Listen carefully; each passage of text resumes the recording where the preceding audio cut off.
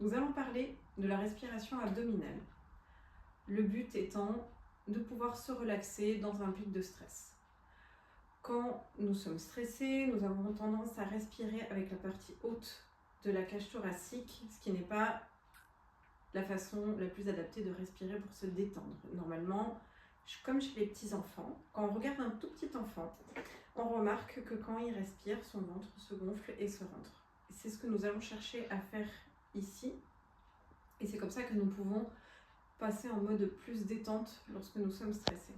Alors, pour bien se rendre compte, nous allons mettre une main sur la poitrine et une main sur le ventre. On va faire d'abord une respiration classique de personnes stressées. À l'inspiration, la main ici monte et celle-ci ne bouge quasiment pas, et ici ça redescend.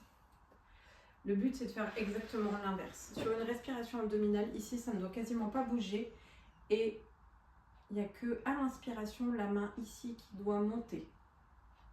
Et à l'expiration, on souffle et le ventre rentre. On n'est pas obligé de forcer l'expiration et de rentrer le ventre en force. C'est quelque chose qui est plutôt passif, l'expiration.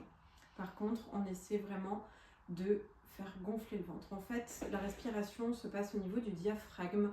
Et à l'inspiration, le diaphragme descend et pousse les organes de l'abdomen, ce qui fait gonfler le ventre.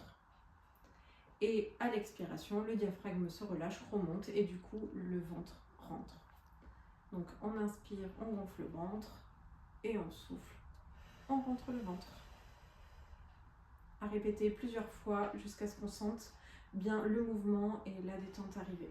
Une fois que c'est bien maîtrisé comme ça, couché, après on peut le faire à n'importe quel moment, n'importe quel endroit et n'importe quel moment de la journée. Quand on sent la tension monte, on prend plusieurs grandes inspirations abdominales et la pression diminue et ça permet de s'apaiser un peu.